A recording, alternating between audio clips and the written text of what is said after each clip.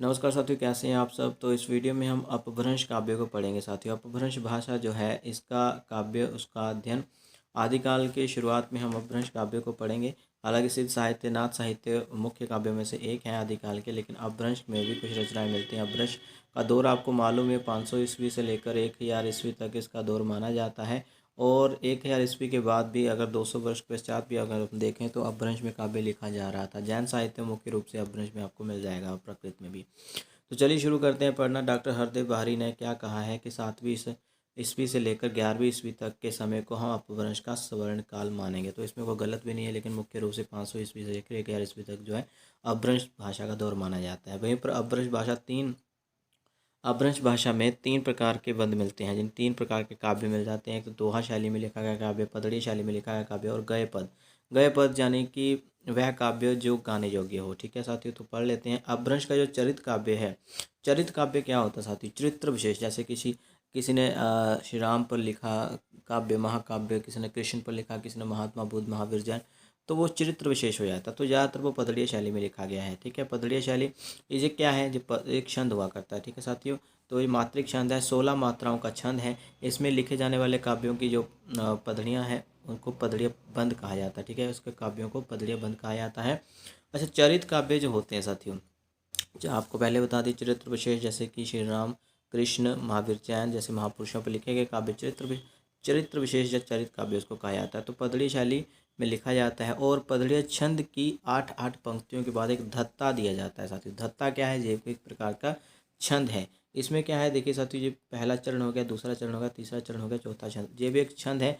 और पहले और तीसरे छंद में 18-18 मात्राएं होती हैं इसमें, और दूसरे और चौथे छंद में दूसरे और चौथे चरण में 16-16 मात्राएं होती हैं। तो बस ये याद रखना है कि जो चरित काव्य होते हैं पदड़िया छंद की, इसमें 8-8 पंक्तियां होती थी और अंत में एक धत्ता दिया रहता। धत्ता एक प्रकार से छंद है जो भी बताया गया, और इस धत्ता देने की प्रक्रिया को कहा जाता था कड़व। ठीक है जी, याद रखना है।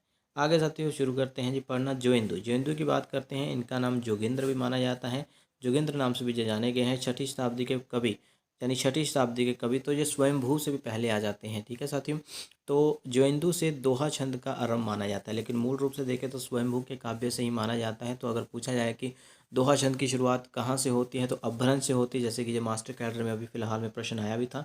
ठीक है, मास्टर कैडर में प्रश्न आया था साथियों। तो एक तो अपभ्रंश से होती है। संस्कृत नहीं माना जा सकता साथियों, संस्कृत में भी दोहा छंद के जो है स्वरूप मिलते हैं, लेकिन वो कुछ और स्वरूप था। तो मूल रूप से हम अपभ्रंश से ही मानेंगे साथियों। ठीक है, और एक और बात साथियों याद रखनी है कि स्वयंभू के काव्य से ही दोहा छंद की जो है शुरुआत मानी जाती है। ठीक है साथियों, लेकिन जोइंदू के बारे में भी यहाँ लिखा है तो कह सकते हैं कि शुरुआत हो चुकी थी, लेकिन शुरुआती जो लक्षण थे वो इनके काव्य में मिलते हैं दोहा छंद के, लेकिन मूल रूप से आप स्वयंभू को ही याद रखेंगे।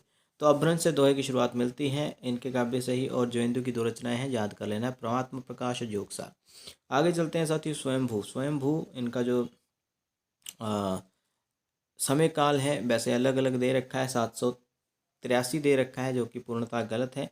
इनका समय काल याद करने के बजाय आप इनके समय को जरूर याद करें कि ये 7वीं शताब्दी के हैं, 6ठी शताब्दी के नहीं, 7वीं शताब्दी के। ठीक है, यहाँ 8वीं शताब्दी दे रखा है, जो कि पूर्णतः गलत है। आगे चलते हैं। जैन परंपरा का प्रथम कवि इनको स्वीकार किया जाता है, और आपको पता है कि राम कुमार वर्मा ने इनको हिंदी का पहला कवि स्वीकार किया है। इनके 3 महत्वपूर्ण ग्रंथ मिलते हैं, पयमचर्यु, रिठनेमिचर्यु और जो है स्वयंभू छंद। ठीक है, आगे साथी देखिए पयमचर्यु क्या है। पयमचर्यु जी राम का चरित्र विस्तार इसमें मिलता है, यानी ये चर्यु लिखा है ना, यानी चरित काव्य है, यानी राम के चरित्र विशेष पर बल दिया गया है, उसके विस्तार किया गया है उसके कथा का। तो जिसमें राम को अंत में मुनिद्र से उपदेश के बाद जैन आदर्शों के अनुकूल निवारण प्राप्त करते हुए दिखाया गया। तो कुल मिला के इन्होंने थोड़ी सी जो कथा ही जो है चेंज कर दी है। मुनि इंद्र, ठीक है, जो कि एक जैन मुनि है, उनसे उपदेश दिलवाया है राम जी को, और फिर उनके जैन आदर्शों के अनुकूल उनको मोक्ष प्राप्त करवाया गया। तो ये अलग ही कथा को ले गए हैं, ये भी याद करना है। 5 कांड हैं इसके, 83 संधियां हैं। ठीक है, वैसे तो इसकी 90 संधियां मानी जाती है, 83 इन्होंने लिखी हैं। ठीक है, बाकी इनके पुत्र ने लिखी हैं जी। ओके, याद कर लेना है। और यह अपभ्रंश का आदि काव्य भी माना जाता है। ओके, याद कर लीजिए। अच्छा, पयमचर्यु को त्रिभुवन जो इनके पुत्र हैं स्वयंभू, उन्होंने पूरा किया था। तुलसीकृत रामचरितमानस पर इनका तुलसीकृत जो है रचना रामचरितमानस, उस रचना पर स्वयंभू की ये रचना का काफ़ी ज़्यादा प्रभाव पड़ता है। ठीक है, डॉक्टर भियाणी ने इसे अपभ्रंश का कालिदास भी कहा है। किसको कहा है? स्वयंभू को कहा है। याद रखना है, अपभ्रंश में कृष्ण कथा के आरंभ का श्रेय भी स्वयंभू को ही दिया जाता है। ठीक है, कृष्ण कथा के आरंभ का श्रेय। इससे पहले आपको पता ही है कि ऋग्वेद में श्री कृष्ण के बारे में जानकारी मिलती है, श्रीमद् भागवत पुराण संस्कृत में है, लेकिन अपभ्रंश भाषा की यदि बात करते हैं जो कि 500 ईस्वी से लेकर 1000 ईस्वी तक जो भाषा चलती है मूल रूप से, उसमें अगर पहली बार जिक्र मिलता है तो अपभ्रंश कथा का जो विस्तार है वो दे देते हैं अपभ्रंश भाषा में स्वयंभू जी। ठीक है, तो स्वयंभू को अपभ्रंश भाषा का वाल्मीकि तथा व्यास भी कहा गया है। इन्होंने अपनी भाषा को देसी भाषा कहा है। आगे चलते हैं। पुष्यदंत, कई लोग इसको पुष्पदंत भी कहते हैं, और विद्वानों का मानना है कि जो शिव सिंह सेंगर ने पुष्य नामक पुंड नामक कवि का नाम दिया है कि हिंदी का पहला कवि होना चाहिए, वही हैं, लेकिन रामचंद्र शुक्ल कहते हैं नहीं, पूजे नहीं है। तो पुष्यदंत के बारे में सबसे याद कर लेते हैं, ये शैव है। ठीक है, परंतु बाद में अपने आश्रयदाता के अनुरोध के कारण ये जैन हो गए थे माना जाता है। राजा मान सिंह इनके आश्रयदाता माने जाते हैं, जैसे कि शिव सिंह सेंगर का विचार है जो। आगे साथियों, इनके समय को लेकर काफ़ी विवाद माना जाता है। शिव सिंह सेंगर ने 7वीं शताब्दी बताया है इनका समय, और हजारी प्रसाद द्विवेदी कहते हैं ये 9वीं शताब्दी में आते हैं, लेकिन सामान्यतः जो समय माना जाता है ये 10वीं शताब्दी के हैं, तो ये ज़्यादा तर्कसंगत है। ठीक है, अगर साथियों इनकी रचनाओं की बात करें हम, तो इनकी 3 रचनाएं मिलती हैं। 63 महापुरुषी गुणालंकार जो कि महापुराण के नाम से प्रसिद्ध है, फिर है नय कुमार चरियो, फिर है जसर चरियो जो जसदर चरित्र के नाम से भी जानी जाती हैं। तो महापुराण जो पुस्तक है इनकी, इसमें 63 महापुरुषों, जिनको श्लाघा पुरुष भी कहा जाता है, तो उनके जीवन पर आधारित तीनों चरित्र आख्यान काव्य हैं, यानी कहानी नुमा है। और चरित्र काव्य में चौपाई छंद का बहुत ज़्यादा प्रयोग होता था, लेकिन अपभ्रंश में चौपाई जो है 15 मात्राओं का छंद था, ये भी आपने याद रखना है। स्वयं को इन्होंने अभिमान मेरु काव्य रत्नाकर कविकुल तिलक की उपाधियाँ दी हैं। और डॉक्टर बिहानी जो कि स्वयंभू को अपभ्रंश का कालिदास कह रहे थे, और यहीं ये इनको भभूति कह रहे हैं, पुष्यदंत को अपभ्रंश का। ठीक है, आगे देखिए साथियों, रामचंद्र शुक्ल कहते हैं कि पुष्यदंत के 2 अन्य ग्रंथ मिलते हैं, आदि पुराण और उत्तर पुराण नाम से, और इन दोनों को उन्होंने चौपाइयों में रचित बताया है। पुष्यदंत ने साहित्य रचना शुद्ध धार्मिक भाव से की, किंतु काव्य तत्व में किसी प्रकार की कमी नहीं मिलती है। डॉक्टर तगारे हैं कि पुष्यदंत की भाषा को मराठी की जननी बताते हैं, और शिव सिंह सेंगर इनको भाखा की जड़ मानते हैं। ठीक है, वेरी वेरी इंपॉर्टेंट प्रश्न। पुष्यदंत को भाखा की जड़ किसने कहा है? शिव सिंह सेंगर में। आगे साथी धनपाल हमारे पास एक विद्वान आ जाते हैं, तो ये धनपाल को मुंज ने सरस्वती की उपाधि दी है, और 10वीं शताब्दी में भविष्यत कहा की रचना इन्होंने की थी। 10वीं शताब्दी की रचना भविष्यत कहा का संपादक डॉक्टर जोकोवी ने करा था, याकोबी ने। इसमें गजपुर के नगर सेठ धनपति के पुत्र भविष्य दत्त की लोक कथा वर्णित है, ये आप याद रखेंगे। इस कथा के माध्यम से कवि ने बहुविवाह के दुष्परिणाम के साथ साथ साध्वी और कुटिल स्त्री का अंतर प्रकट किया है। ठीक है साथियों, तो ये आप दोनों चीज़ें याद रखेंगे। ठीक है, क्या क्या है इस कथा के अंतर्गत? कवि ने बहुविवाह के दुष्परिणाम के साथ साथ साध्वी और कुटिल स्त्री का अंतर प्रकट करने का प्रयत्न किया है। तो ये सभी तथ्य याद रखें धनपाल के भविष्य कहा के संदर्भ में।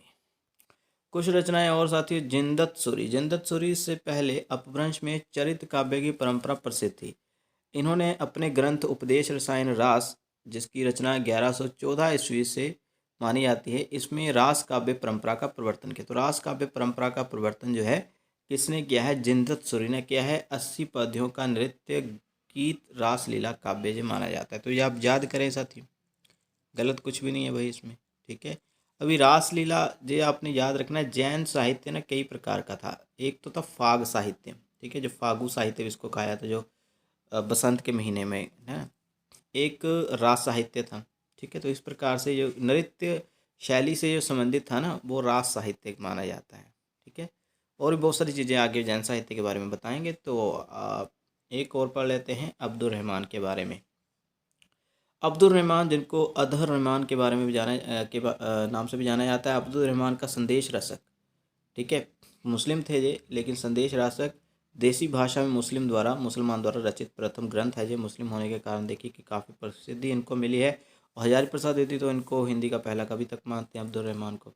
ठीक है, संदेश रासक इनकी रचना और देसी भाषा में है। ये संदेश रासक में विक्रमपुर की एक वियोगिनी की व्यथा व्यक्त की गई है।